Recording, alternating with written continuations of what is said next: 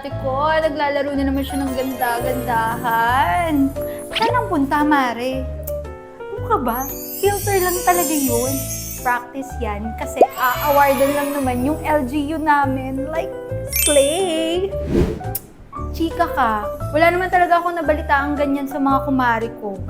Ay nako, hindi ka talaga cultured. Sa Subaybayani Awards, region-wide kaya yon at may award kami. Sabihin mo pa sa mama mo.